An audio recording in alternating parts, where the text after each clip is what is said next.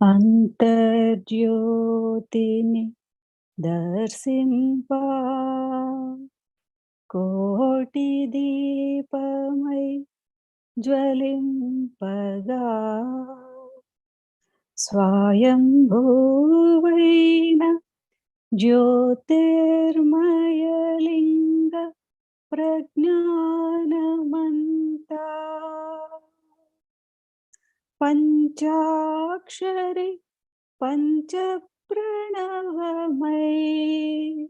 చిద్రహిత చిన్మయై కైవల్యాశ్రమమై చలాచలబోధయై రమణీయమాయే రమణీయమాయే.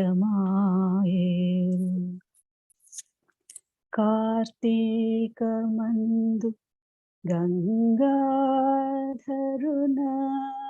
గంగాధరునకభిషేక బిల్వార్చనా భస్మదీపధూప హారతుల సేవ హరనామమే సర్వపుణ్యదం ముక్తిదం సద్రహిత చిన్మయై కైవల్యాశ్రమమై చలాచలబోధయై రమణీయమాయే రమణీయమాయే. భవనాసన నిరాశ్రయ నిరాధార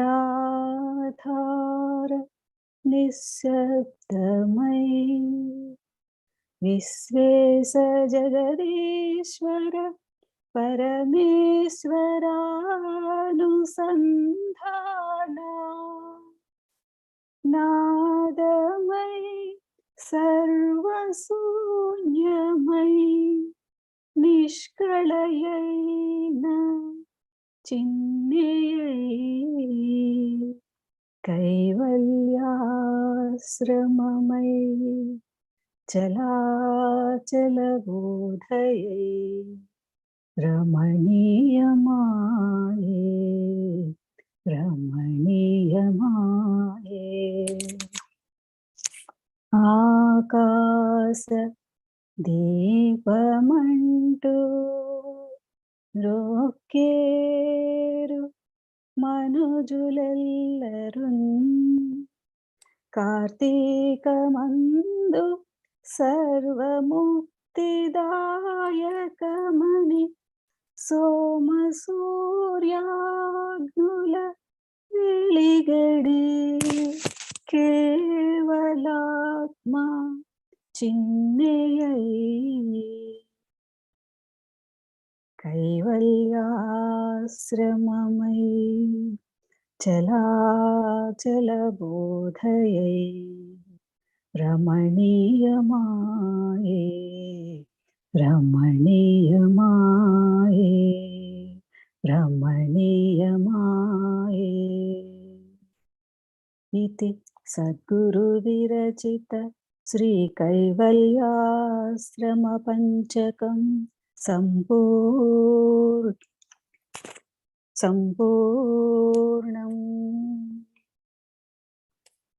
ఓం గురుర్బ్రహ్మా గురుర్విష్ణుః గురుర్దేవో మహేశ్వరః గురుర్సాక్షాత్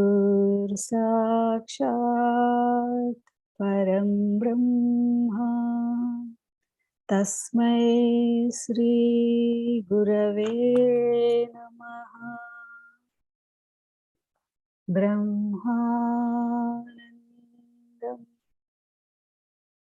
పరమసుఖదం కేవలం జ్ఞానమూర్తిం मूर्तिं द्वन्द्वातीतं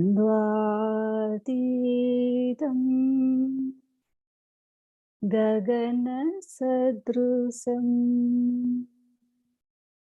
तत्त्वमस्यादिलक्ष्यम् एकं नित्यं विमलमचलम् सर्वधी साक्षिभूतम् भावातीतं त्रिगुणरहितं सद्गुरुं तं नमामि। ॐ नमो ब्रह्मादिभ्यो ब्रह्मविद्या सम्प्रदाय कर्तृभ्यो वंश ऋषिभ्यो महाभ्यो नमो गुरुभ्यः। सर्वोपप्लवरहित प्रज्ञानघन प्रत्यगतो ब्रह्मैवाहमस्मि। अहं पदार्थरहितः सदाशिवसमारम्भां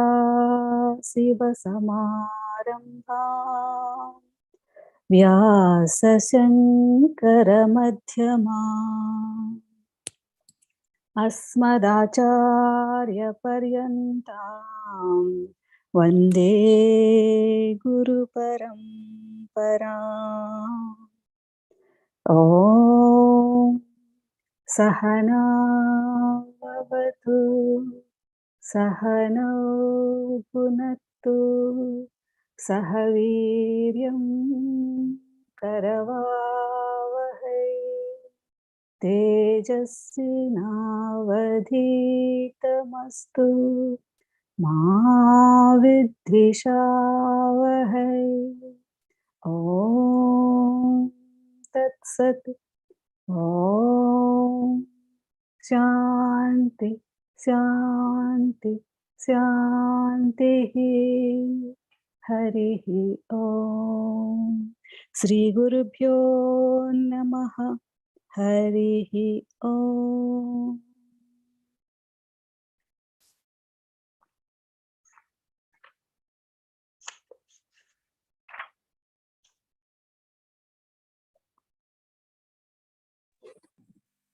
చదవండమ్మా.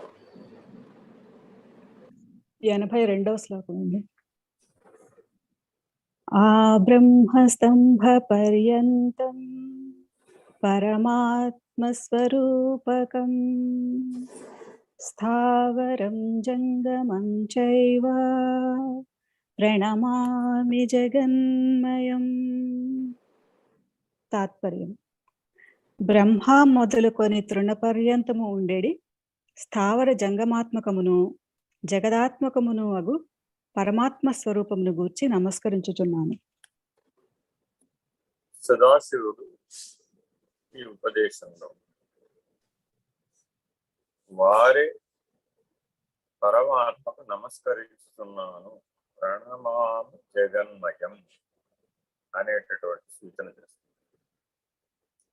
అంటే బ్రహ్మము అణువు నుంచి మహత్తు వరకు వ్యాపించింది. ఎలా వ్యాపించింది? స్తంభ పర్యంతం. ఎందుకని స్తంభం అన్నారు? ఇక్కడ స్తంభించి కదలకుండా ఉన్నారు. ఏది కదలకుండా ఉన్నదో అణువు నుంచి మహత్తు వరకు అదే బ్రహ్మము. ఏది కదులుతూ ఉన్నదో అది మాయ. రెండు ఒక చోటే ఉన్నాయి. అణువు నుంచి మహత్తు వరకు వ్యాపకమై ఉన్నదేదో ఒకటేమో కదలకుండా ఉన్నది. ఆ బ్రహ్మ స్తంభ పర్యంతం, అది కదలకుండా ఉంది. బ్రహ్మము కదలకుండా. అటువంటి పరమాత్మకు నమస్కారం.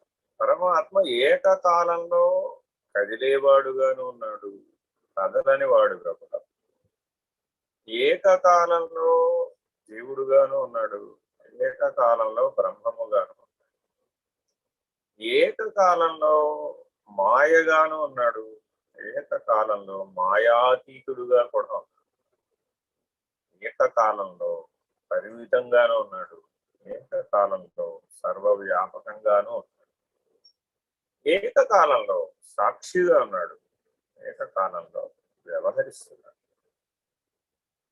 రెండు లక్షణాలు ఏకకాలంలో ఎప్పుడు నీకు అనుభవం అవుతాయి, ఎప్పుడు నీకు సిద్ధిస్తాయి, అప్పుడు నీకు ఆ భగవద్ అనుభూతి కలుగుతుంది, బ్రహ్మానుభూతి కలుగుతుంది.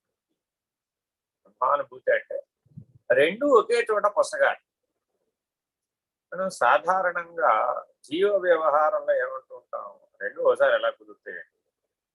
కదులుతూ కదలకుండా ఉండటం ఎలాగా, మాట్లాడుతూ మౌనంగా ఉండటం ఎలాగా, వ్యవహరిస్తూ సాక్షిగా ఉండటం ఎలాగా, చేస్తూ చేయనివాడు అవడం ఎలాగా, కంటూ కననివాడు అవడం ఎలాగా, వింటూ విననివాడు అవడం ఎలాగా, అనుభవిస్తూ అనుభవం లేదనడం ఎలాగా? ఇది ఎలా కుదురుతుందండి? అది అబద్ధం అవడం లేదా, అసత్యం అవడం లేదా అంట. జీవభావంలో అది అసత్యమే, సందేహం లేదు. అందుకని మూడు గుణాలు దాటలేదు, మూడు గుణాలు స్వాధీనంగా లేదు. అంటే నువ్వు మనస్సును తరించావా, మాయను తరించావా, ఎరుకని తరించావా అనేటటువంటి ప్రశ్న కలుగుతూ, ఎందుకని ఆ బ్రహ్మస్తంభ పర్యంతం అంటారయ్యా? పిపీలికాది బ్రహ్మ పర్యంతం ప్రజ్ఞానమేవచ అంటే ప్రజ్ఞానం బ్రహ్మసూత్రం చెప్పేటప్పుడు ఆయన పిపీలిక నుంచి సత్యలోకంలో ఉన్నటువంటి చతుర్ముఖ ప్రజాపతి వరకు ఉన్నటువంటి సమస్తము ప్రజ్ఞాస్వరూపమే అని ప్రజ్ఞానం బ్రహ్మకు నిర్వచనం చెప్తుంది. ఇది లక్షణ వాక్యం. ఆ వాక్యాల్లో లక్షణ వాక్యం అంటారు. మనుష్యాశ్వగవాదిషు అని సూచన చేస్తారు. అంటే మనుషులలో కానీ, గుర్రాల్లో కానీ, గోవులలో కానీ, గడ్డిలో కానీ, మరి వృక్షంలో కానీ, అణువులో కానీ, మహత్తులో కానీ అంతటా వ్యాపకమై ఉన్నావు ఏకో ద్రష్ట, ఒకే ద్రష్ట బ్రహ్మ. ఆయన కదలండి, ఆయన యొక్క స్వరూపం దృక్. ద్రష్ట యొక్క స్వరూపం దృక్. అంతేగాని ద్రష్ట దృశ్యం చేత కదిలేవాడు కాదు. దృశ్యం చేత కదిలేవాడేమో జీవుడు, దృశ్యానికి సాక్షిగా ఉన్నవాడేమో ద్రష్ట, ఆత్మ. ఆ ద్రష్ట దృక్స్థితిని పొందగానే బ్రహ్మ. దృగ్రహితమైతే అచలం. ఈ మాటలు మొత్తాన్ని ఈ సూచనలో ఇమిట్ చేశారు. అర్థం ఏమిటి? ఈ చివరి నుంచి ఆ చివరి దాకా పరిణామం ప్రజ్ఞాస్థితిలో, ప్రజ్ఞాపారమితి పద్ధతిలో పరిణామం చెందాలి. నువ్వు తల్లి గర్భంలో పుట్టినప్పుడు ఒక సంయుక్త బీజాణువు, ఓ జైగోట్. అప్పుడు ఏమిటయ్యా నీ స్వరూపం? ఏదో అణుస్వరూపం. అప్పుడు కూడా నువ్వు ఉన్నావు, అణుస్వరూపంగా కూడా నువ్వు ఉన్నావు. లేకపోతే ఆ జైగోట్ ఇటు అటు ఎలా కదులుతుంది? వే లేకపోతే, ఆ సత్తన్న బ్రహ్మమే లేకుంటే చిత్తన్న కదలిక ఎలా సాధ్యమై? మనం ఇండియాలో అయితే స్కానింగ్ చేయరు, కానీ అమెరికాలో అయితే స్కానింగ్ చేసి చెప్తారు. మొదటి నెలలోనే స్కానింగ్ చేసి చెప్తారు. లోపల అంతా జైగోట్ బాగానే ఉందంటే ఎవ్రీథింగ్ ఇస్ ఫైన్, మూమెంట్స్ బాగున్నాయి. అప్పుడు దాన్ని చూస్తే మీకు ఒక ప్రకాశ బిందువుగా కనబడుతుంది అంతే. స్కాన్ రిపోర్ట్ లో చూస్తే ఆ లోపల ఉన్నటువంటి ఫీటస్ అంట, శైశవావస్థ కంటే ముందు ఉన్నటువంటి ఆ స్థితిని ఒక జ్యోతిర్బిందువు లాగా మనం చూడవచ్చు. అంటే అణుస్వరూపంగా కూడా ప్రకాశమే ఉంది దాంట్లో, జైగోట్లో కూడా ప్రకాశమే ఉంది. ఈ లెక్కన 96 కోట్ల కణాలు ఉన్నటువంటి మానవ దేహం 96 కోట్ల అణువులతో కూడుకున్నది. ప్రతి కణంలో ఒక న్యూక్లియస్ ఉంది, ఒక ఆటంలో ఒక న్యూక్లియస్ ఉంటుంది. ప్రతి ఆటంలో ఒక న్యూక్లియస్ ప్రకాశంతో వెలుగుతూ ఉంది, కదలకుండా.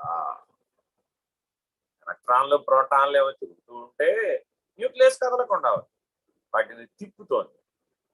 అది తిప్పేది న్యూక్లియస్, అది ప్రకాశం. ఇప్పుడు మానవ దేహాన్ని ఒక్కసారి కళ్ళు మూసుకొని మనం దర్శించే ప్రయత్నం చేస్తే 96 కోట్ల అణుస్వరూపాలు ప్రకాశంగా ఉన్నాయి. దేహం అంతా ప్రకాశమే. అసలు ద్రవ్యమేది అక్కడ? విచారణ ఇందులో ఎక్కడ ఉంటుందంటే, అంటే అసలు ద్రవ్యం చైతన్యం రెండే కదా ఈ సృష్టిలో ఉన్నాయి. ద్రవ్యం వలన చైతన్యం ఉన్నదా, చైతన్యం వలన ద్రవ్యం ఉన్నదా? రెండు సిద్ధాంతాలు. విచారణ చేసేవాళ్ళకి రెండు సిద్ధాంతాలు. పూర్తి భౌతికవాదులు, చార్వాకులు, వాళ్ళు ఏమన్నారంటే ద్రవ్యమే చైతన్యానికి ఆధారం అని తేల్చేస్తారు. మరొక వాదులు అంటే ప్రజ్ఞావాదులు అంటారు. ప్రజ్ఞావాదులు ఏమన్నారయ్యా అంటే, కాదయ్యా, ద్రవ్యానికి చైతన్యమే ఆధారం, ద్రవ్యం ఆధేయం. అయితే అక్కడ సంయుక్త బీజాణువులో ద్రవ్యం లేదా? ఉంది. కానీ ఆ ద్రవ్యం పురోగమనం చెంది పరిణతి చెందడానికి కావలసిన శక్తి యొక్క సహాయం చైతన్యం. ఆ శక్తి యొక్క సహాయం లేకపోతే ఇది మైటోసిస్ మియోసిస్ కణ విభజన ద్వారా 2 4 అవడం, 4 16 అవడం, 16 256 అవడం, square 2 square 4 square 4 square 16 square, అలా స్క్వేర్లుగా వర్గమూలాలుగా విభజించబడుతుంది. క్షయించేటప్పుడు కూడా అలాగే క్షయిస్తుంది, వృద్ధి చెందేటప్పుడు కూడా అలాగే వృద్ధి చెందుతుంది. వృద్ధాప్యం వచ్చిన తర్వాత క్షయించే వేగం పెరిగిపోతుంది, అప్పుడు కూడా ఇలాగే క్షయిస్తుంది. పెరిగేటప్పుడు కూడా అలాగే పెరుగుతుంది. ఒక్క కణం కాస్త ముందు 2 కణాలు అవుతుంది, 2 కణాలు అయిన తర్వాత అది 4 అవుతుంది, 4 కాస్త 16 అవుతుంది, 16 256 అవుతుంది, 256 స్క్వేర్. అది చెప్పడం కుదరదు. చట్టాలు ఎక్కడ వేసుకుంటూ పోవడమే. అలా ఎక్కడి దాకా చేరుతుందయ్యా అంటే 9వ నెల నిండేటప్పటికి 96 కోట్ల కణాలు పుట్టుతాయి. చాలా మంది ఏమనుకుంటారంటే 6 అడుగుల మానవుడు వచ్చిన తర్వాత 96 కోట్ల కణాలు ఉంటాయి అనుకుంటారు. ఉండవు. ఎప్పుడు పుడతాడయ్యా, డెలివరీ డేట్ ఎప్పుడండి అని అడుగుతాం. డెలివరీ డేట్ ఎప్పుడండి అంటే సుమారుగా చెప్తారు అనమాట, ఓ వారం అటు ఇటుగా చెప్తారు. ఎందుకని? ఈ 96 కోట్ల కణాల సంఖ్య పూర్తయితే గాని లోపల ఉన్న జీవుడు బయటికి రావడానికి ఉద్యమించడు. Level brim, up to the brim, అక్కడ దాకా పెట్టారు. ఎందుకు 96 అండి? 96 తత్వాల సమాహారం. ఆ పుట్టబోయేటటువంటి శిశువు 96 తత్వాల సమాహారం. 96వ తత్వం నీవు. Very very important. 95 ఏర్పడ్డాయి కదా, పుట్టేసేయచ్చు కదా, కుదరదు. 9వ నెల వచ్చేసింది కదండి, పుట్టేయచ్చు కదండి.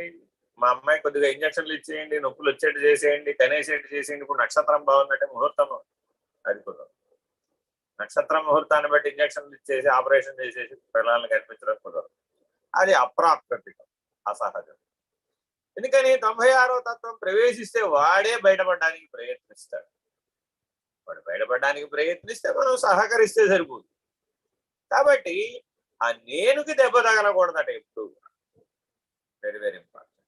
ఇదే సాంఖ్య విచారణలో 25 తత్వాలుగా చెప్పి 26వదిగా నేను చెప్తాను.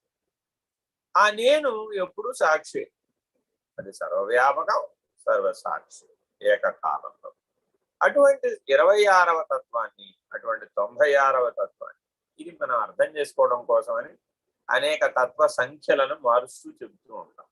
అంటే పిండాండం వరకే చెప్పినప్పుడు ఒకలాగా చెప్తాం, బ్రహ్మాండం దాకా చెప్తే ఒకలాగా చెప్తాం, విశ్వం దాకా చెప్తే ఒకలాగా చెప్తాం. ఇది స్థాయి భేదాన్ని బట్టి, స్థితి భేదాన్ని బట్టి తత్వాల యొక్క సంఖ్య మారుతూ ఉంటుంది. దాని గురించి ఎక్కువ చెప్పబడదు.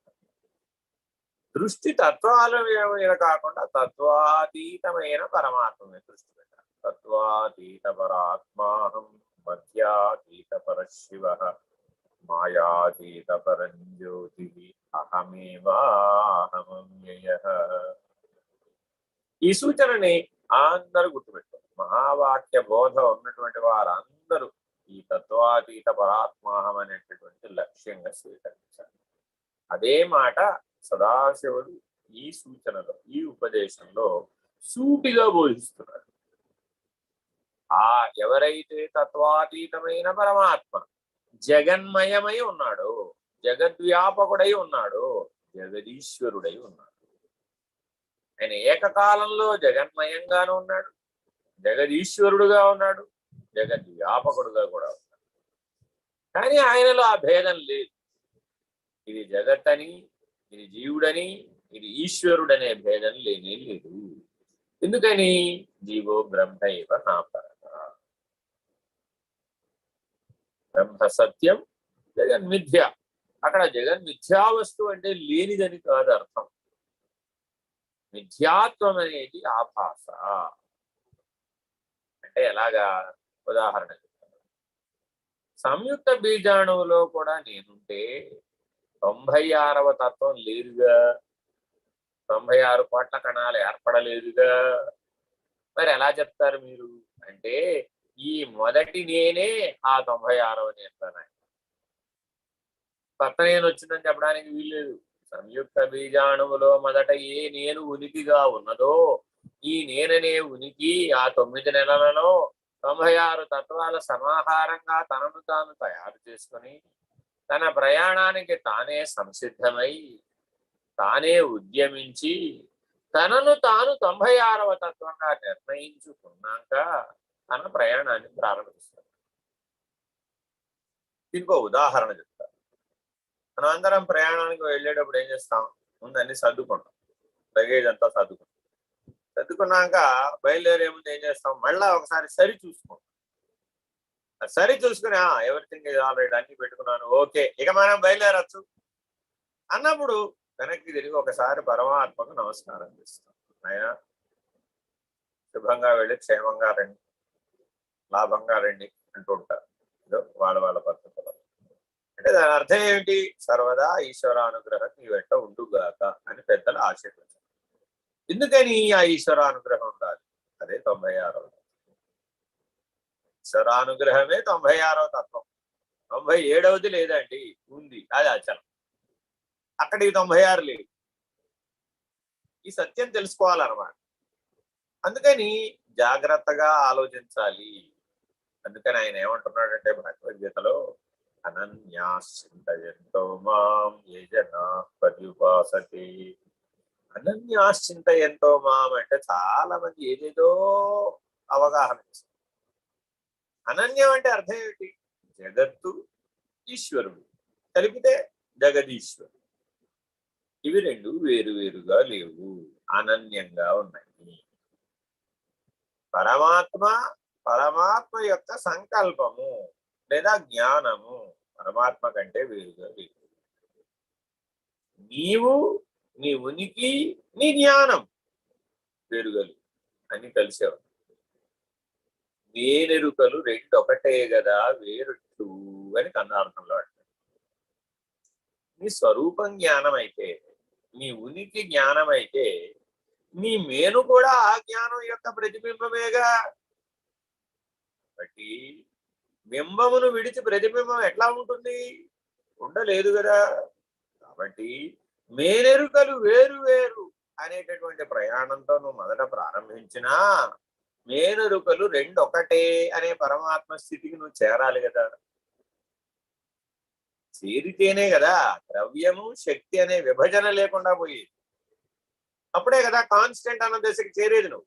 లేకపోతే ఈజీక్వల్ టు MC² దగ్గర ఈ M దగ్గరే ఆగిపోతావు, కానీ C సంగతి ఆలోచన.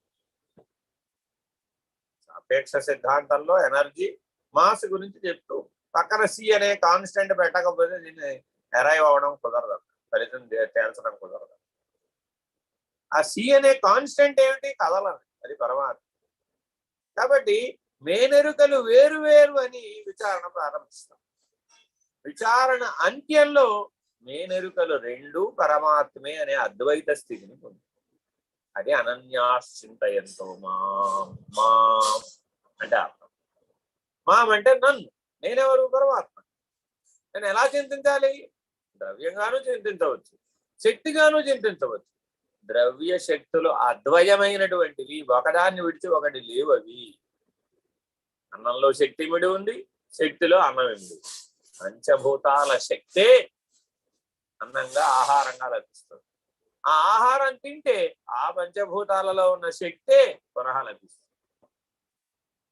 మరి ఇప్పుడు ద్రవ్యం శక్తి వేరువేరుగా ఎక్కడ ఉన్నాయి? నేను ఎరుకలు రెండు ఒకదాన్ని అనుసరించి ఒకటే ఉన్నాయి. ఒకదాన్ని ఒకటి అనుసరించి కాదయ్యా, రెండు ఒకే చోటే ఉన్నాయి. రెండు ఒకే చోట కాదయ్యా, అసలు రెండు లేవు. అద్వయం. Very very.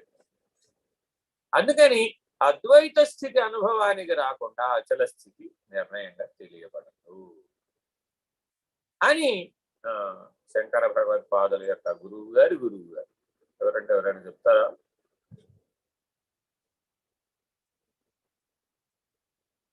శంకర భగవత్పాదుల గురువు గారు ఎవరండి? గోవింద భగవత్పాదులు వారి గురువు గారు వారే మాండూక్య కారికలు రాశారు.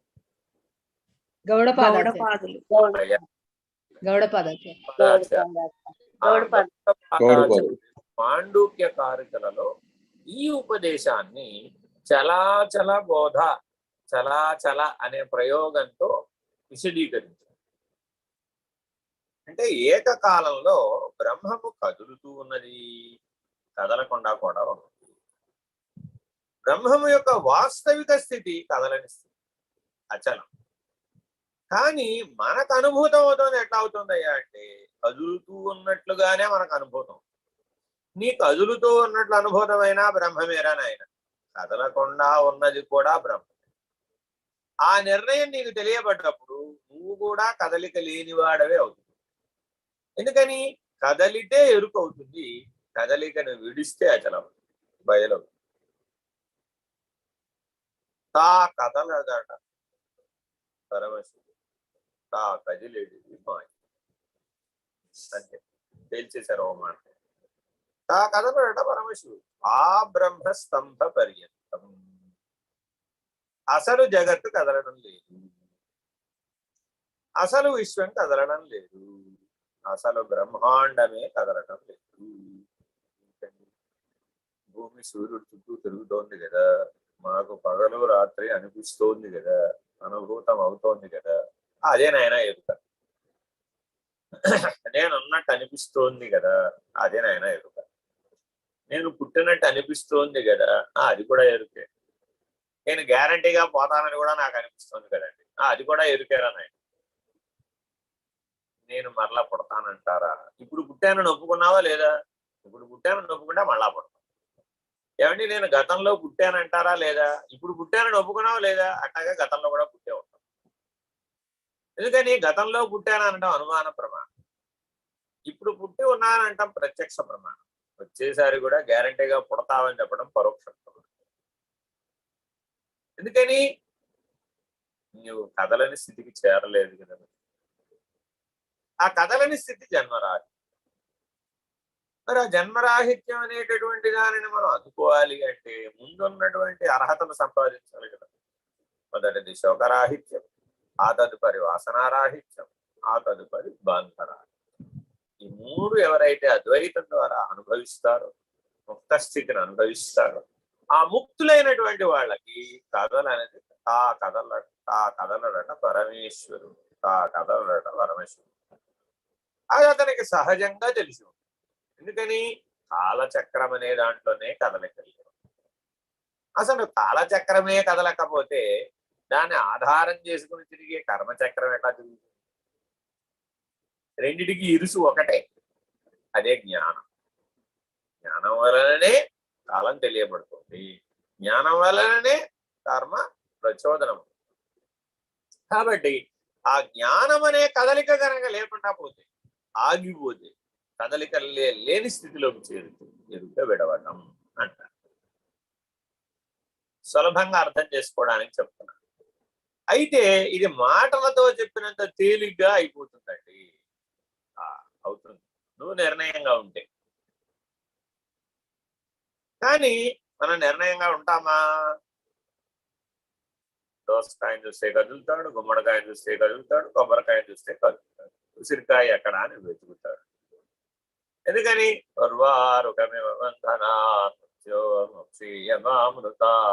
అని దోస పండు గురించి వెతుకుతాడు. మరి బ్రహ్మాండమేమో ఆ గుమ్మడికాయతో కూల్చారు. అందుకని ఎవరికైనా గుమ్మడికాయ దానం ఇచ్చారనుకోండి, బ్రహ్మాండం సహా దానం ఇచ్చేసినట్టు ఆ ఫలితం లభిస్తుంది. అందుకని గుమ్మడికాయ దానం మకర సంక్రాంతి నాడు ఇస్తారన్నమాట. ఎందుకు మకర సంక్రాంతి నాడు గుమ్మడికాయ దానం అయ్యా అంటే ఆ సంక్రమణం ద్వారా, జ్ఞానం ద్వారా నిర్ణయం అయింది. పిండాండం నుంచి బ్రహ్మాండం అనేది నిర్ణయం అయింది. ఆ బ్రహ్మాండం నాకెందుకయ్యా బాబు అని ఆ బ్రహ్మాండాన్ని దానం చేసేట బ్రహ్మజ్ఞానం ఉన్న బ్రాహ్మణుడు. తద్వారా బ్రహ్మజ్ఞానాన్ని పొందేది. బ్రహ్మాండాన్నే దానం చేసిన వాడు తన కోసం ఏం మిగుల్చుకుంటాడు? ఏం మిగుల్చుకోడు అని అర్థం. నేనేమి మిగుల్చుకోలేదయ్యా, ఎరుకను కూడా మిగుల్చుకోలేదు. నేను బ్రహ్మమై ఉన్నాననే ఎరుకను కూడా మిగుల్చుకోలేదు. అది కూడా దానం చేసేసాను, వదిలేశాను, త్యాగం చేశాను అని చెప్పడం గుమ్మడికాయ దానం. అలాగే దేవాలయానికి వెళ్ళి కొబ్బరికాయ కొట్టడం అంటే అహం రహితమయ్యాను నేను అని చెప్పడం. మళ్ళా నా కొబ్బరి చెప్పు పూజారి గారు ఎప్పుడు ఇస్తారో అని ఎదురు చూడకూడదు.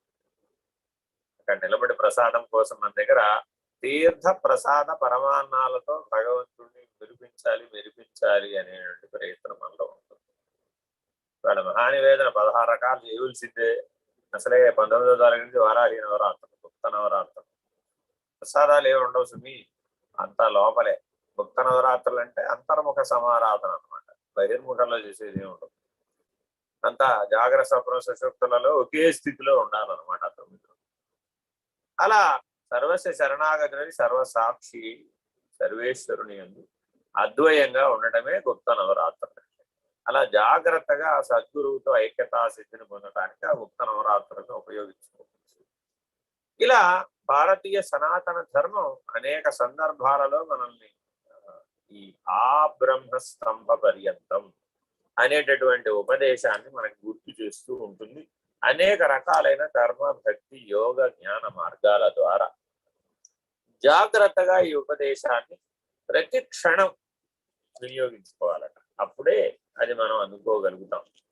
ఎందుకని ఒక్కొక్క క్షణమే కాల ప్రవాహంగా మారుతుంది కాబట్టి ప్రతి క్షణం కదలకుండా ఉండటం చేతైనటువంటి వాడు ఎవరైతే ఉంటాడో వాడు ఏ కదలికలు లేనటువంటి బ్రహ్మం అనేది బట్టబయలుగా నిర్ణయం పొందుతాడు. తర్వాత వందేహం సచ్చిదానందం భావాతీతం జగద్గురుం నిత్యం పూర్ణం నిరాకారం నిర్గుణం స్వాత్మ సంస్థితం. తాత్పర్యము: నిత్యపూర్ణుడును, నిరాకారుడును, నిర్గుణుడును, సచ్చిదానంద స్వరూపుడును, భావాతీతుడును, ఎల్లప్పుడూ ఆత్మయందుండెడివాడును అగు జగద్గురు స్వరూపుడైన పరమాత్మను గూర్చి నమస్కరించుచున్నాను. ఈ ఉపదేశంలో జగద్గురువుకు నమస్కరిస్తున్నాను అని సదాశివుడే స్వయముగా పార్వతితో అంటున్నాడు. ఈ ఉపదేశంలో ఉన్నటువంటి విశేషం ఏమిటంటే తనకు తానే నమస్కరిస్తున్నాడట. ఇది ఎలా సాధ్యం అండి? ఎవరైనా తనకు తానే ఎలా నమస్కారం పెట్టుకుంటారు? ఎదుటి వాడికి నమస్కారం పెట్టడానికి వీలవుతుంది. కానీ ఎవడైతే నిత్యపూర్ణుడు, ఎవడైతే నిరాకారుడు, ఎవడైతే నిర్గుణుడు, ఎవడైతే స్వాత్మారామ స్థితి ఎందున్నాడో వాడికి మాత్రమే వీలవుతుంది. ఈ అనుభవంలో లేని వాడికి ఎప్పటికీ సాధ్యం కాదు. మీకు దీనికి ఒక ఉదాహరణ చెప్తాను. సాధారణంగా ఎవరైనా కాళ్ళకు నమస్కారం చేశారు అనుకోండి, సాధారణంగా ఏం చేస్తారు పెద్దవాళ్ళు ఎవరైనా కానీ? ఏదో అభయముద్రతోటో లేకపోతే అక్షతలు చేతిలో పట్టుకుని దీవిస్తారు, లేదంటే మరి శిరస్సును చేయి పెట్టి దీవిస్తారు. ఇది సాధారణంగా పరిపాటి. కానీ నేను స్వామి నిర్భయానందల దగ్గర ఎప్పుడైనా చూస్తే ఎవరైనా కాళ్ళకు నమస్కారం చేశారు, ఆయన కూడా నమస్కారం ఆశీర్వదించిన తర్వాత వారు కూడా నమస్కరిస్తారు. ఎందుకనిట? నిర్గుణం, నిరాకారం, స్వాత్మారామం. నీకు నాకు భేదం లేదు కదా. ఆ సద్గురుమూర్తి ఆ జగద్గురుమూర్తి ఒకరే కదా. ఆ ఈశ్వరుడు ఆ జగద్గురువు ఒకడే కదా, వేరు కాదు కదా. అందుకని అట్టి జగద్గురువుకు నమస్కారం. ఎవరండి ఈ జగద్గురు? వాసుదేవుడు, విష్ణుమూర్తి, ఆయన జగద్గురు. అందుకని మనం గురు పరంపరలో చెప్పేటప్పుడు దక్షిణామూర్తి విధానంలోనూ పరంపర చెప్తాం. అలాగే శ్రీమన్నారాయణం అని కూడా గురు పరంపరకు ఆద్యంగా చెప్తాం. నారాయణుడు సూర్యుడికి చెప్పాడు, సూర్యుడు సప్తఋషులకు చెప్పారు, సప్తఋషులు ప్రజాపతులకు చెప్పారు, ప్రజాపతులు తర్వాత మిగిలినటువంటి మానవులకు చెప్పారు. ఈ వరుస పారంపర్యాన్ని మనం రెండు పక్షాలలో కూడా చెప్తాం. అందువల్ల జగద్గురువుకి ఈశ్వరుడికి భేదం లేదు ఎప్పుడు. ఎందుకని వాళ్ళలో 3-4 గుణాలు సమానంగా ఉంటాయి. ఏమిటట అవి? నిత్య పూర్ణత్వం, నిరాకారత్వం, నిర్గుణత్వం, స్వాత్మారామ సంస్థితం. ఈ 4 అర్థం కావాలి అంటే సాధన పూర్వకమైన మాట ఒకటి ఇక్కడ వేశారు. ఏమిటంటే భావాతీతం. అంటే మానవ జీవితం అంతా దేంతో నడుస్తూ ఉంటుందట అంటే అయితే భావము లేకపోతే అభావం. అంటే మెలకువ స్వప్నం ఈ 2 భావాలతో నడుస్తుంది. ఏ భావంతో చూస్తాడో ప్రపంచం ఆ భావంతో అన్ని భావాలతో సంయోగ వియోగాలు పొందుతాడు, సంయోజన వియోజనాలను పొందుతాడు. అలిసిపోయి అహంకర్త అనుకుంటూ జీవించి అభావ స్థితిలో నిద్రపోతాడు. కానీ అది నిజమైన అభావమేనా? కాదు కదా.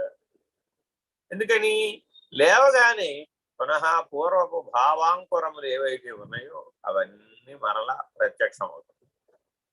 ఇంకో ఉదాహరణ ఏమిటంటే పరీక్షణ్ మహారాజు తల్లి గర్భంలో ఉండగా అశ్వత్థామ బ్రహ్మశిరో నామకాస్త్రాన్ని ప్రయోగిస్తాడు.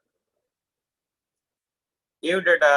సమూలంగా పాండవులను విశేషంగా నిర్మూలించాలి అనేటటువంటి సంకల్పంతో అభిమంత్రించి ప్రయోగించాడు. అయితే మరి దీన్ని ఏం చేయాలి మరి అంటే పాండవులందరికీ చెప్తాడు శ్రీకృష్ణుడు, మీరేం అనమాకండి, దాన్ని సర్వస్వ శరణాగతులు పెట్టి అది మిమ్మల్ని ఏం చేయదు అంటారు. వెంటనే ఉన్నవాళ్ళు ఉన్నట్టుగా సాష్టాంగ దండ ప్రణామాలు ఆచరిస్తారు. వాళ్ళు ఏం చేయకుండా వెళ్ళిపోతుంది. మరి ఇప్పుడు తల్లి గర్భంలో ఉన్నటువంటి పరీక్షిత్తు ఎలా సాష్టాంగ నమస్కారం చేస్తారు? అది వెళ్ళిపోతుంది అక్కడికి సరాసరి, ఇంకెవరు దొరకలేదు. అంటే మంత్రబలం యొక్క విశేషం అలా ఉంటుంది.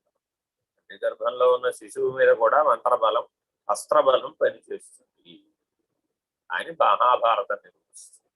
అభిమన్యుడి జననం గాని, ప్రహ్లాద జననం గాని, మార్కండేయ జననం గాని, శంకర భగవత్పాదుల జననం గాని, మహామహులైనటువంటి వాళ్ళందరి జననములు ఇలాగే ఒక అయోనిజమైనటువంటి పద్ధతిగా, అంటే తల్లిని వాళ్ళే ఎంపిక చేసుకుంటారు. ఎవరి కడుపున పుట్టాలో వారే ఎంపిక చేసుకుంటారు. భగవాన్ సత్యసాయిబాబా వారి చరిత్ర షిరిడి టు బర్తి, లేదు బర్తి సాయి షిరిడి సాయి చదివితే, లేదు సత్యం శివం సుందరం చదివితే వారు కూడా భారద్వాదశ గోత్రంలో 3 సార్లు పుడతాను నేను అని చెప్పారు. ఇలాగా అవతారులకు సద్గురువులకు ఏ తల్లి గర్భంలో పుట్టాలి, ఎలా జీవించాలి, ఏ పరిణామాన్ని లోకంలో తీసుకురావాలి, అనంత విశ్వ పరిణామంలో వాళ్ళ పాత్ర ఏమిటి, ఇవన్నీ వాళ్ళకు ముందుగా నిర్ణయమై మనం భాగవతం చదివితే దేవకి వసుదేవులకు పుట్టే ముందే నారాయణుడు ప్రత్యక్షం అవుతాడు. నారాయణ దర్శనాన్ని పొందారు. పొంది అశరీరవాణిగా వెలుగు రూపంలో, ప్రకాశ రూపంలో దర్శనమిచ్చి వాళ్ళకు నేను నీ కడుపున పుట్టబోతున్నాను ధర్మ సంస్థాపనార్థమై అని తల్లిదండ్రులకి మహావిష్ణువు చెప్తారు. మరి అదే మాట భగవద్గీతలో యదా యదా హి ధర్మస్య గ్లానిర్భవతి భారత అభ్యుత్థానమధర్మస్య తదాత్మానం సృజామ్యహం. తదాత్మ అంటాడు. సాధారణంగా ఇక్కడ ఒక చోట తప్ప ఈ తదాత్మ అన్న శబ్దం లేదు. మీరు ఎక్కడ మిగిలిన చోట అంతా పరిశీలిస్తే అనేక రకాలైనటువంటి ఆత్మల ప్రయోగం ఉంటుంది. జగదాత్మ కూడాను, సర్వాత్మ కూడాను పుణ్యాత్మకుడను, ఇలా రకరకాలైన పరమాత్మను నేనే, ఇలాంటి ప్రయోగాలన్నీ ఉంటాయి. తదాత్మ, నన్ను నేనే సృజించుకుంటాను. Very very important. తత్ అంటే బ్రహ్మం, ఆత్మ అంటే నేను. ఆ బ్రహ్మము నేనైనటువంటి స్థితిలోకి దిగి వస్తుంది. అది అవతరించుట. కదలనిది కదిలే స్థితిలోకి దిగి వస్తుంది అని చెబితే అన్వయ దోషం వస్తుంది అంటాం. ఎందుకనిట కదలనిది ఎప్పుడూ కదలదు, కదిలేది ఎప్పుడూ కదలనిది అని తెలుసుకోలేదు.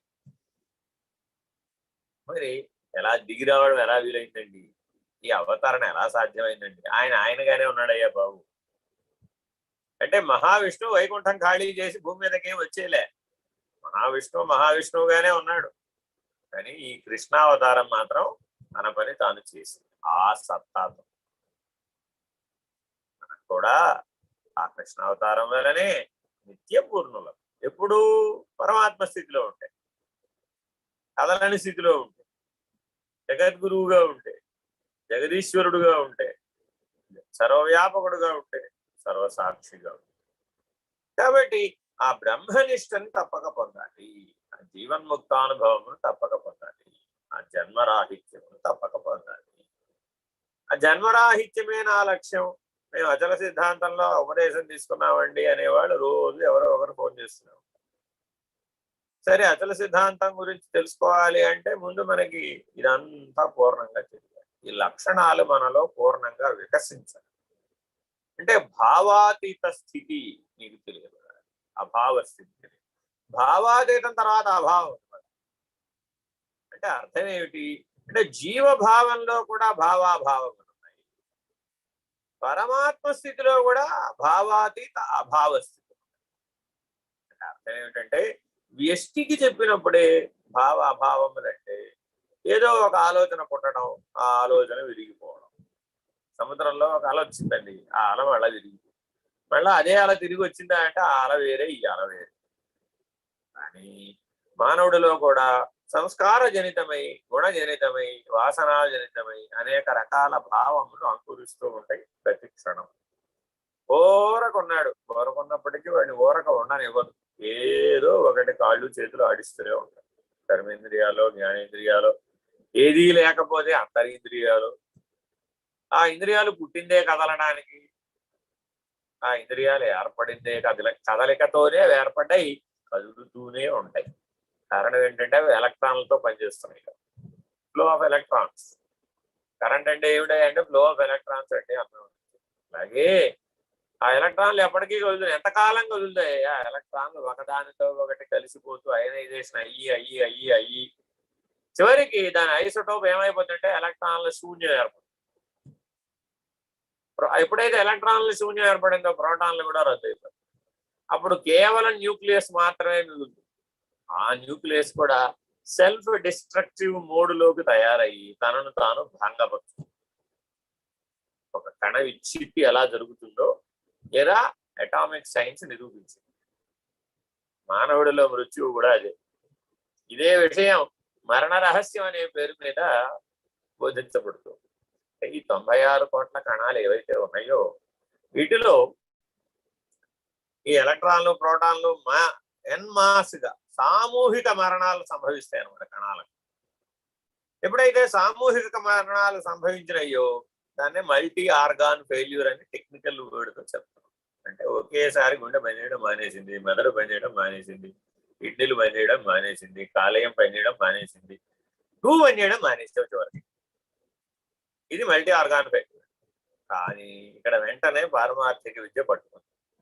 ఒరే బాబు, ఇంతకీ నువ్వు మెదడా, నువ్వు గుండె, నువ్వు లివరా, నువ్వు కిడ్నీయా, నువ్వు కాళ్ళ, నువ్వు చేతుల, నువ్వెవరు అని పట్టు ఉంటే అవన్నీ పనిచేస్తున్నాయి. కానీ అవి ఉండటం వలన నీ ఉనికి నిలబడి లేదు.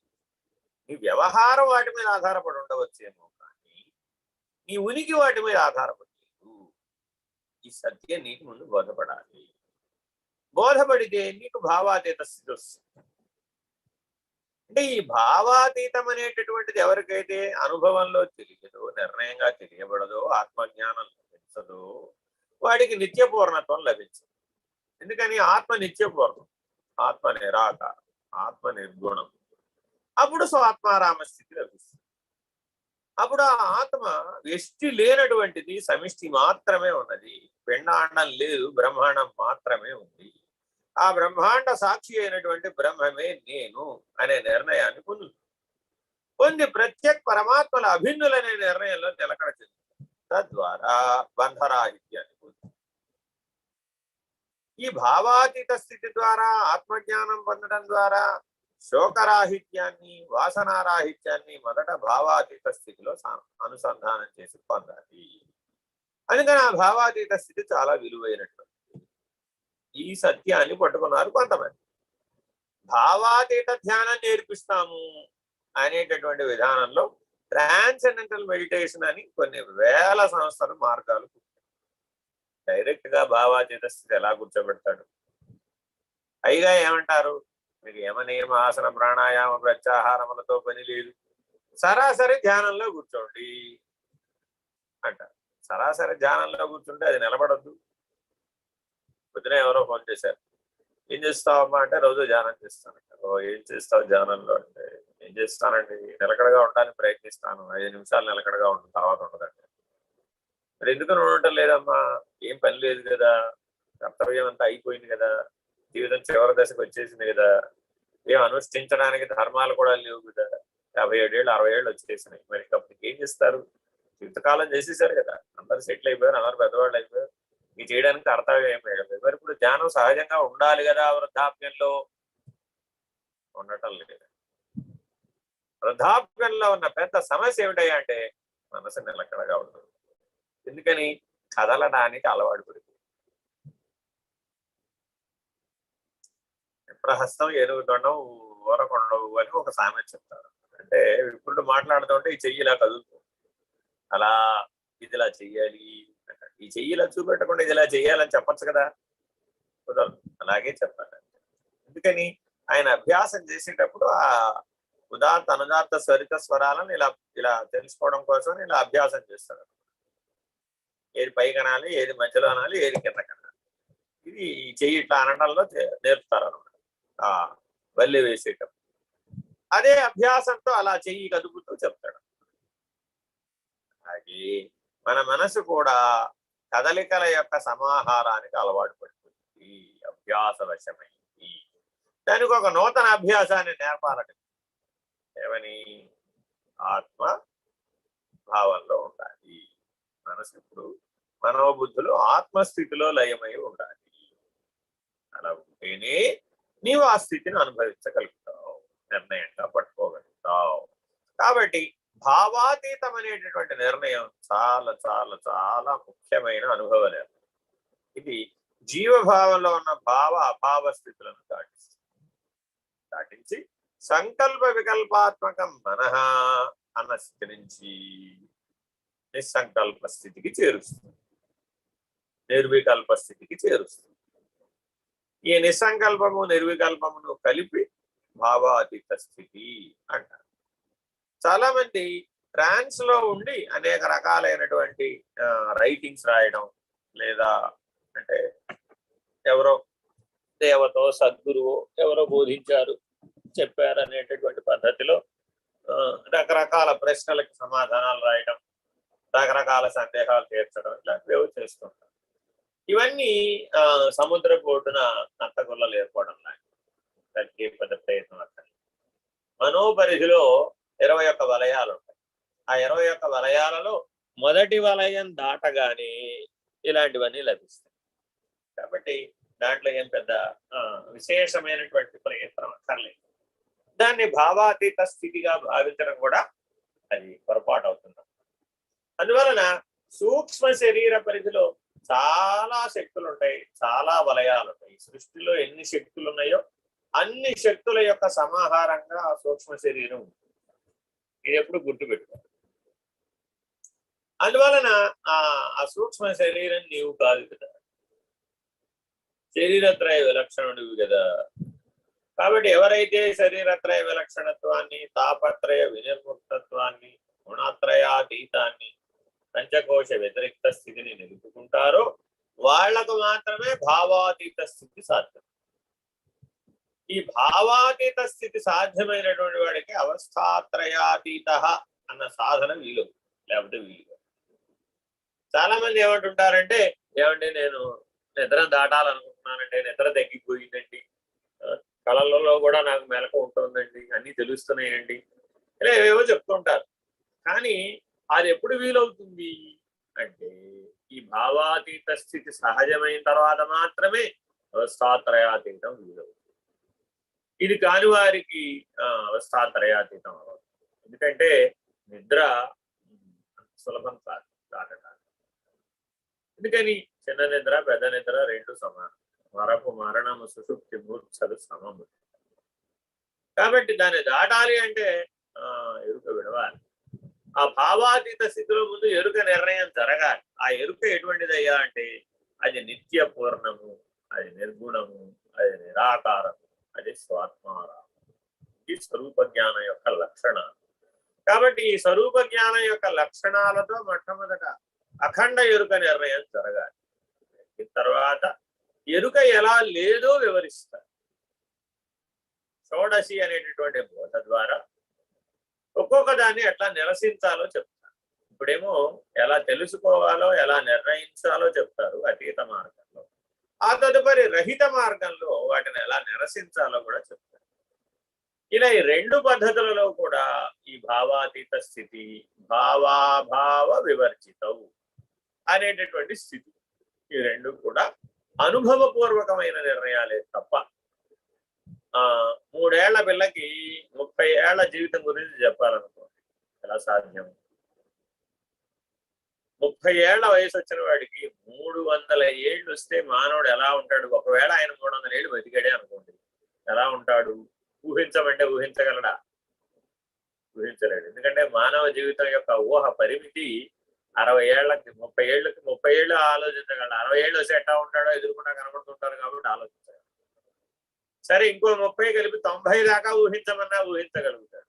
ఇంకో 30 కలవమంటే మాత్రం ఆయన కళ్ళెదుట ప్రత్యక్ష ప్రమాణం లేదు కాబట్టి, పరోక్ష ప్రమాణానికి కూడా అది అందదు కాబట్టి, అనుమాన ప్రమాణంతో చెప్పి చెప్పక తెలిసి తెలియక ఉన్నట్టుగా ఉంటారు. ఇలాగా బుద్ధి మనస్సు యొక్క పరిమితులు చాలా చాలా తక్కువ, చాలా చాలా తక్కువ. అంటే ఇంద్రియ పరిధిలో మాత్రమే పనిచేస్తాయి. ఇంద్రియాలు లేకుండా మనోబుద్ధులు పని చేయలేవు భౌతిక తత్వంలో, భౌతికమైనటువంటి తలంలో. సరే ఈ ఇంద్రియాలకు అవతల ఉన్నటువంటి మనోబుద్ధులను గనక పరిణామం చెందించి మనం భావాతీత స్థితిలో కనుక నిలపగలిగితే సాధన పూర్వకంగా ప్రాణ మనోబుద్ధులను ఆత్మస్థితిలో ఉంచడమే భావాతీతం. ఆత్మస్థితిలో లయమై ఉన్నప్పుడు అవి సూక్ష్మ శరీరాన్ని దాటి అప్పుడు వాటికి అతీతమైనటువంటి వికాసం కలుగుతుంది. శక్తి అనకూడదు, వాటిని అతీతమైనటువంటి వికాసం కలుగుతుంది. ఎందుకని అంటే అతీతమైన శక్తి అనగానే పెద్ద సమస్య వస్తుంది. ఆ శక్తి వినియోగించాలనిపిస్తుంది, ఆ శక్తి 10 మందికి చెప్పాలనిపిస్తుంది, ఆ శక్తిని ఏదో అద్భుతంగా భావించి అహంకార జనితమైనటువంటి పరిస్థితులలోకి పడిపోయేటటువంటి ప్రమాదం కూడా వస్తుంది. అందుకని శక్తులు సిద్ధులు గురించి ఆలోచించొద్దు అని జ్ఞాన మార్గం చెప్తుంది. నువ్వు ఎప్పుడూ కూడా నీ లక్ష్యం ఏమిటి అంటే భావాతీత స్థితి, దాని తర్వాత నిత్యపూర్ణ స్థితి, ఆ తర్వాత నిర్గుణ స్థితి, ఆ తర్వాత నిరాకార స్థితి, ఆ తర్వాత బ్రాహ్మీభూత స్థితి, ఆ తర్వాత పరబ్రహ్మ స్థితి, ఆ తర్వాత పరాత్మ స్థితి. ఎప్పటికప్పుడు ఒకటి నిర్ణయం అవుతుండగానే వెంటనే ఆ తర్వాత ఏమిటి అంటారు. చూడండి, చిన్నపిల్లవాడు 7వ క్లాస్ బాగా పరీక్షలు రాసి వచ్చేస్తాడు. ఇక 8వ క్లాస్ నుంచి హై స్కూల్కి వెళ్ళాల్సి వచ్చేటప్పుడు నేనేదో బ్రహ్మాండ బదలు కొట్టేశానన్న ఫీలింగ్తో వస్తారు అనమాట. వస్తే వాళ్ళ అమ్మ నాన్న ఏమంటారు, తర్వాత ఏమిటైతే అంటారు. 8వ క్లాస్ పుస్తకాలు తెచ్చుకున్నావా, తర్వాత ఏమిటైతే అంటారు. ఇప్పుడేగా పరీక్షలు రాసి వచ్చింది అంటాడు. పరీక్షలు రాసి వస్తే అయిపోయింది కదయ్యా, ఎప్పటి నుంచి ఏం చేయాలో చదువుకోవాలి కదా, చదువు అప్పుడే అయిపోయినట్టుగా బాధపడిపోతాయి అంటారు. సరే 8వ క్లాసు 9వ క్లాసు 10వ క్లాసు కూడా బాగా పరీక్షలు రాసేసి బాగా మార్కులు వచ్చేసి అలా అంతా విశేషం బ్రహ్మాండ పగల కొట్టేసిన లెవెల్లో ఇంకా బాగా సాధించేసిన లెవెల్లో మానవుడు ఆనందిస్తారు. అయిపోతుంది. ఆ రోజు అయిపోయిందని మర్నాడు తర్వాత ఏమిటి అంటారు. తర్వాత ఏమిటంటే తర్వాత ఏమిటి అవునయ్యా 10వ క్లాస్తో జీవితం అయిపోయింది అవలేదుగా, 15 ఏళ్ళు అయింది, 100 ఏళ్ల జీవితంలో 15 ఏళ్ళు అయింది, తర్వాత ఏమిటి అన్నాడు. తర్వాత ఏమిటంటే అది ఆగి చెప్తా కనుక్కొని చెప్తా అంటాడు. వాడే కనుక్కొని చెప్తాడు ఆ ఇంటర్మీడియట్లో ఎక్కడ చేరాలో ఏం చేయాలో. ఆ ఇంటర్మీడియట్ కూడా అయిపోతుంది. నా వాడిని చెరకు గానగలో పిప్పి తిప్పినట్టుగా తిప్పుతారు వాడిని.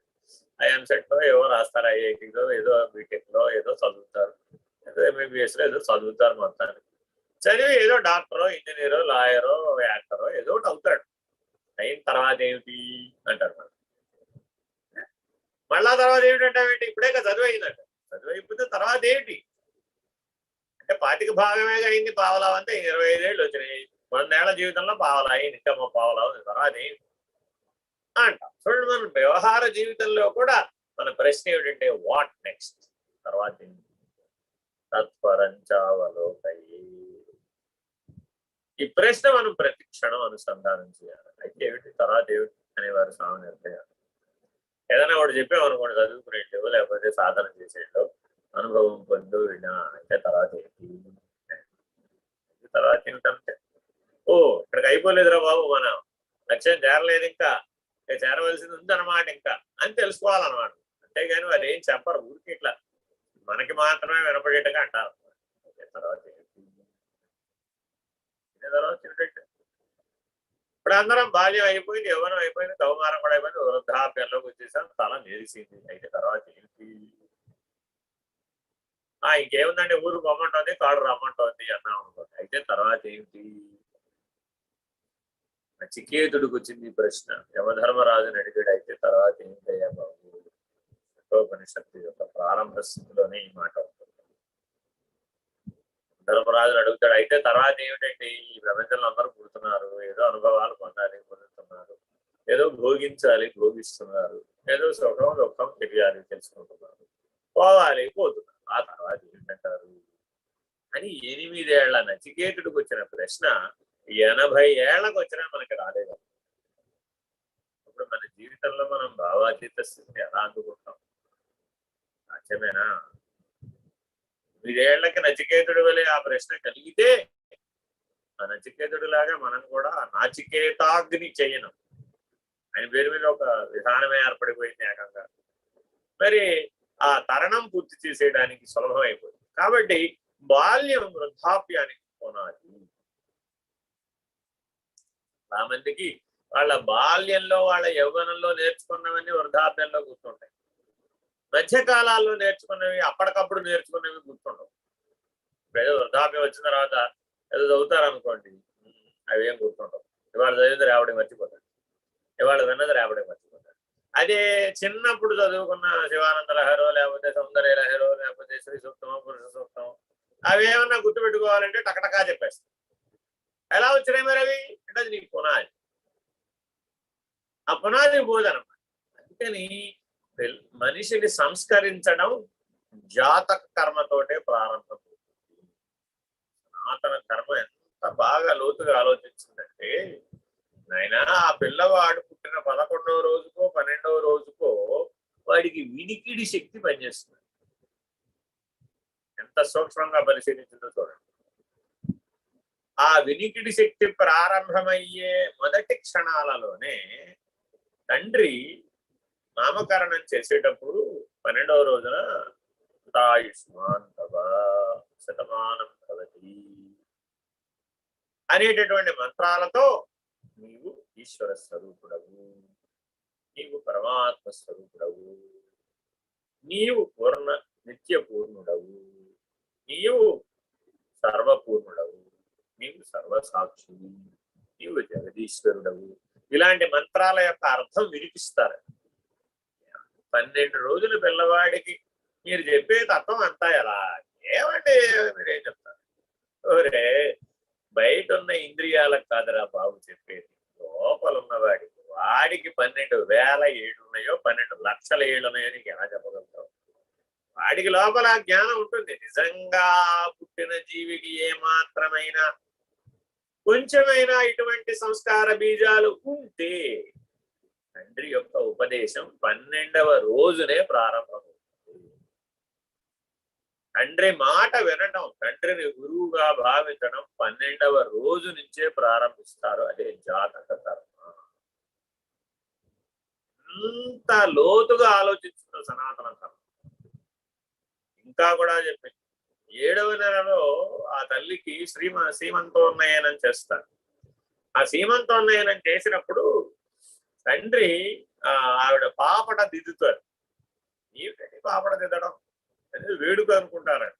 కాదు, అది ఎలా దిద్దుతారయ్యా అంటే ఈ సుషుమ్నా నాడి భూమధ్య స్థానం నుంచి పాపిట మీద నుంచి సహస్రారం మీద నుంచి బ్రహ్మరంధ్ర స్థానానికి వెళుతుంది. దాని నడక అది.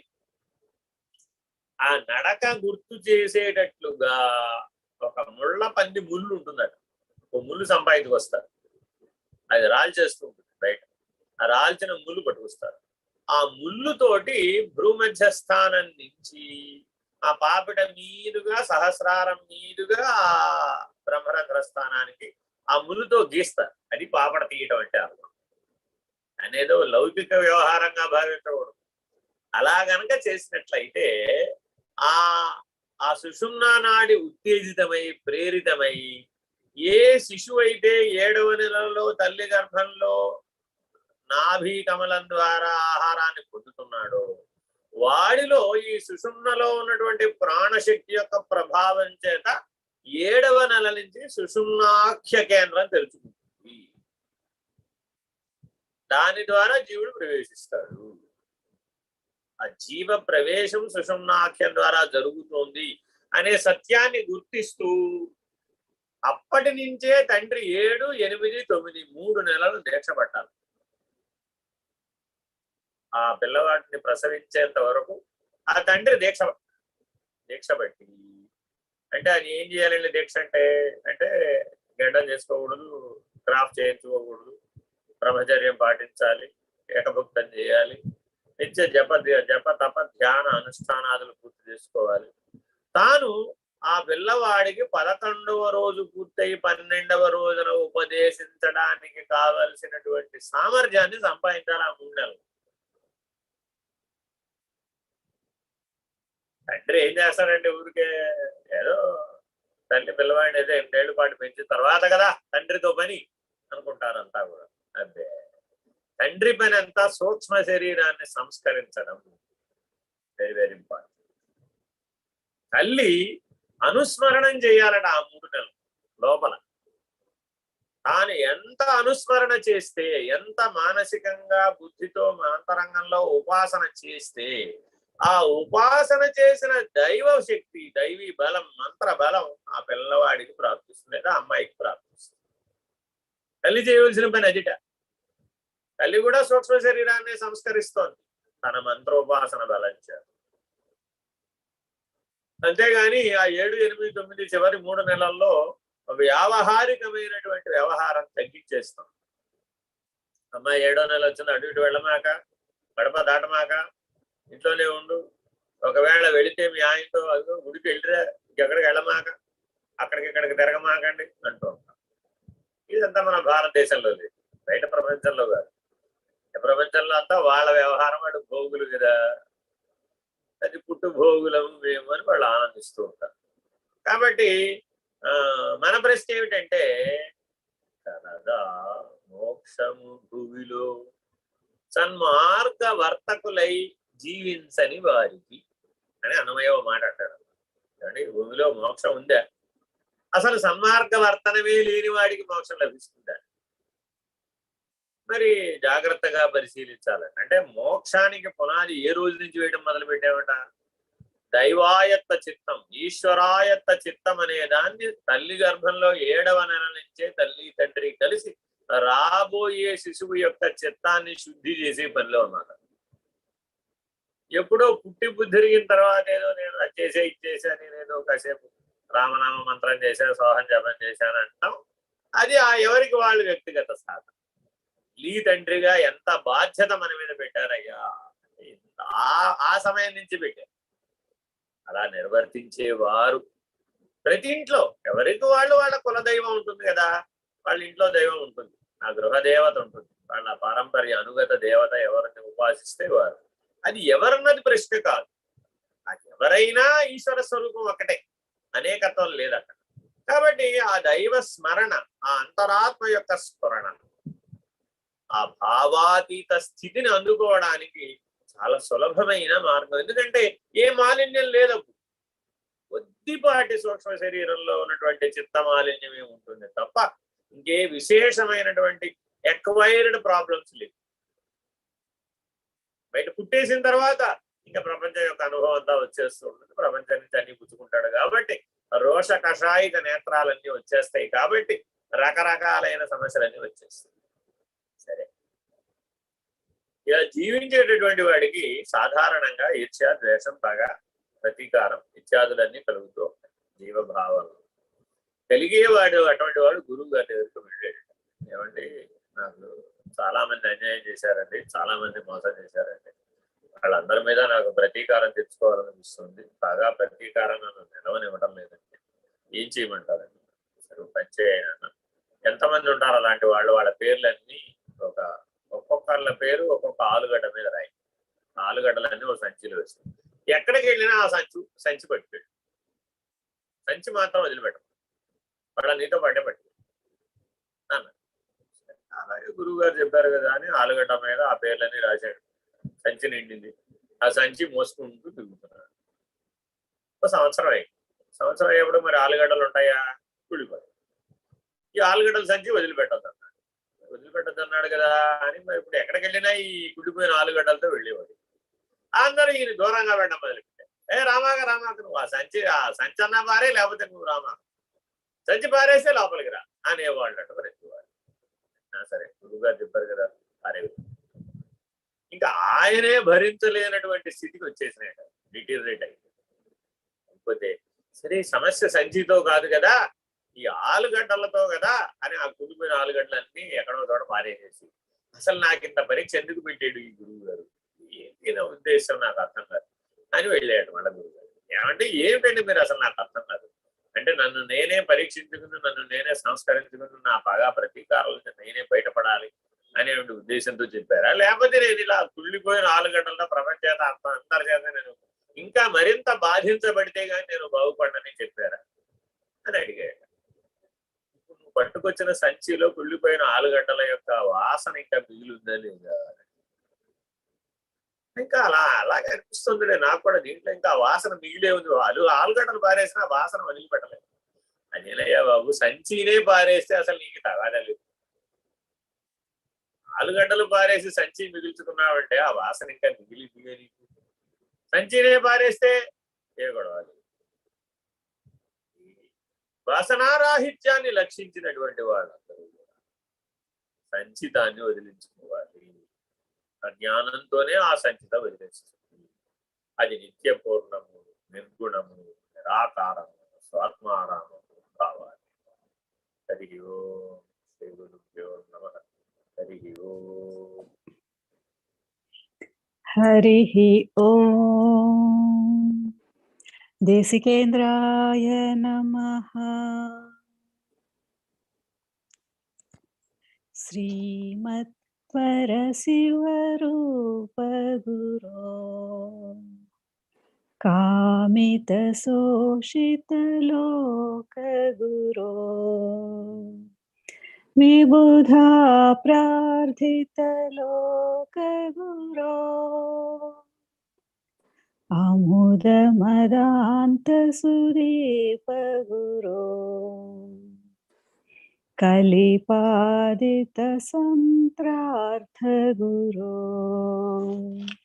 స్థాపిత షణ్మత సార గురో స్థాపవముని వంద్య గురో శ్రద్ధాధ్యక్షర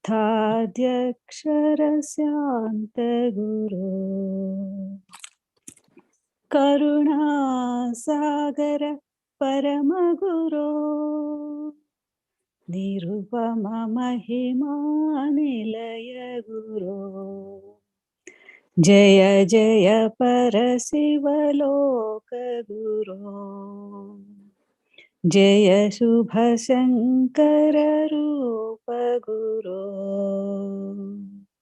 भवहर पर शिव भुवन गुरो जय शुभ मंगल जगद्गुरो जय जय जय जय गुरु प्रसाद गुरो जय शुभ मंगल लोक गुरो जय जय जय जय निर्भयानंद गुरो जय शुभ मंगल जगद्गुरो जय शुभ मंगल जगद्गुरो जय शुभ मंगल जगद्गुरो ओम नमो भगवते स्वामी निर्भयानंदाय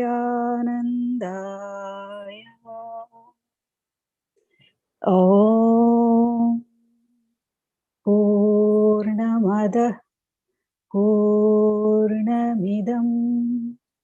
पूर्णात् पूर्णमुदच्यते पूर्णस्य पूर्णमादाय